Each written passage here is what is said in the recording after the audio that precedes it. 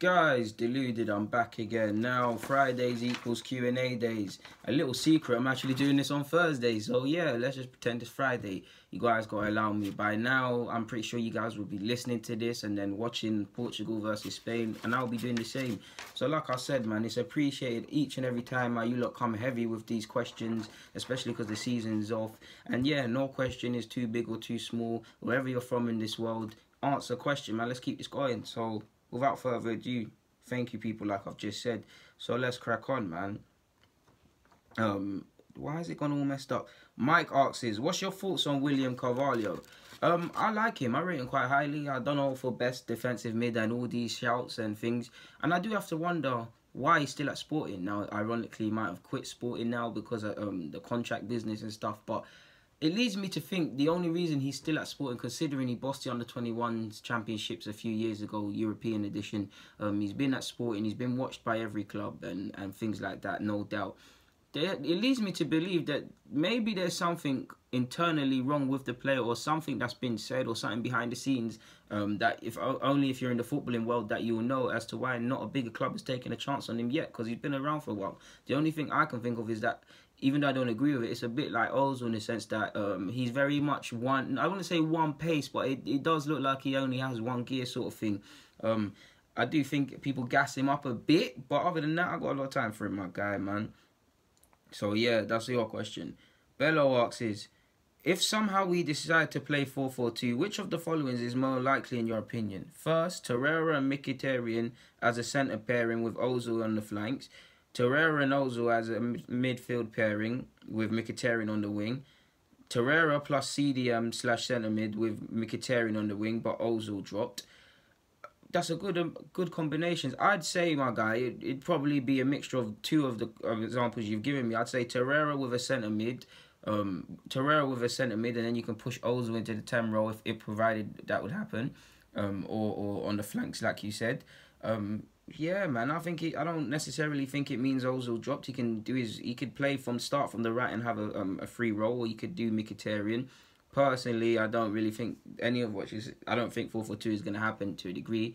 At most, we might see a variation of 4-4-2/4-2-3-1 in the sense that it's a 4-1-4-1, depending on how you look at these things. In that one of the midfielders, probably Aaron Ramsey, when we're trying to regain possession, I'll show this with my tactics board in a few weeks, but he will press as a secondary striker. What I mean by that is he'll help the striker press the centre halves, and then the midfield and defence will push up with them. So that's my opinions on that, my guy. Hopefully I've answered your question.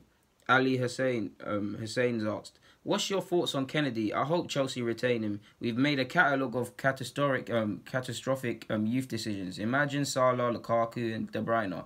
I knew right from the get-go that allowing Lukaku to leave was like waving goodbye to Beyonce. I hope we keep Kennedy.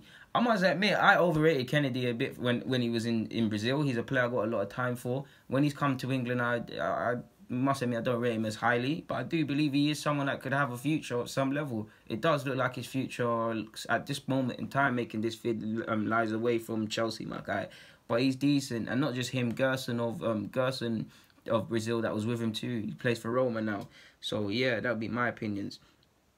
Tully asks, do you know anything about Dalot, DG? Assuming you mean the fullback that's now signed for Manchester United. Not a whole deal other than that he's 18 years of age. He played at the Under-20 World Cup. He's a decent tackler. He's okay going forward, and he's got the raw components to be a good player.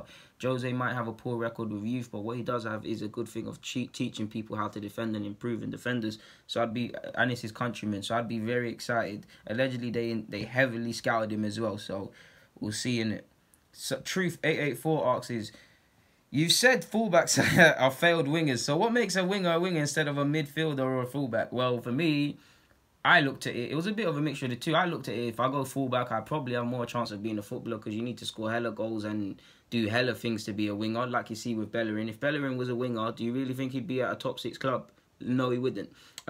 So that was my decision, partly my decision, that I could get more games, that my peers around me, they're of ability as well, so it would be harder. I can defend, so why not do this? Ultimately, I guess the productivity and you're just not enough of a threat out wide to be a winger, and that's why you become a fullback ultimately. And yeah, man, and you still show something so you can be a fullback. centre mid. A lot of people end up in weird positions. Players that are young in academy size now are starting at fullbacks. Their future might be at centre half or in midfield. They might start off as a midfielder and it'll be at right back. So there's not really any truly way of answering this question, my guy. But that's how I address failed wingers. Ultimately, a winger just stays a winger if you're on job. Like, if you're doing dirt, you stay a winger, innit? So yeah, that's my answer to your question, my guy. Junior Garner asks, is Ozil or Hazard? That's a tough one. I love them both, man. They love you. I'm saying Mesut Ozil, but you could easily say Hazard. Part of me wants to say Hazard. My brain wants to say Hazard. My heart wants to say Ozil. How do you quantify that? Because Hazard's amazing, and he can be even more amazing. Ozil polarizes opinion. That's a tough question, man. I'm going to have to sit on the fence and say both, man, because I love them both. You guys know I'm very biased to a degree when it comes to Ozil. And Hazard's, I'm not a Chelsea fan, but I'm biased towards him because how can you not love someone that's such a mercurial dribbler? Hazard's wavy, man. Like, there's a tough one. I have to sit on the fence, man. Uche asks, is Upamecano or Kembele? Oh, Kembele of PSG is probably ahead in terms of development and consistency at this moment, but I'd rather Upamecano. And you said, what do you think about 5-year-olds being signed by academies? Well, in an ideal world, one part of me doesn't like it, but to a degree, I mean, if you look at it of the skills you can learn being in a football team away from possibly making it, the skills you learn, the friends you learn.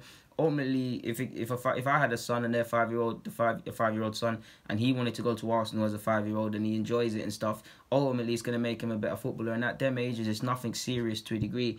Ultimately, if he gets signed and he grows and at 16 it becomes a bit more serious. I don't like that.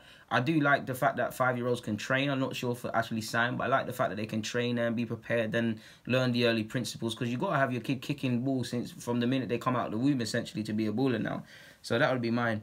What I don't like is when you see 7-year-olds, 12-year-olds and things like that being put on social media doing 100 skills and people are saying they're the next up, they're the wonder kid and all of this, because it creates ridiculous pressure. We've seen many people fail at that hurdle.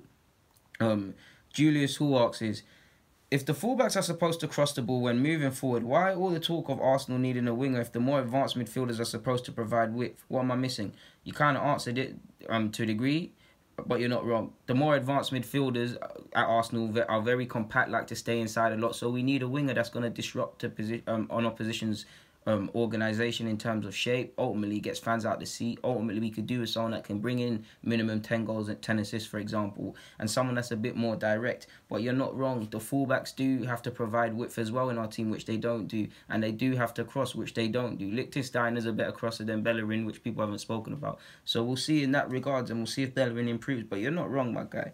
Ryan asks is, do you watch Love Island? Come on. Like, I see Neil come out the ting.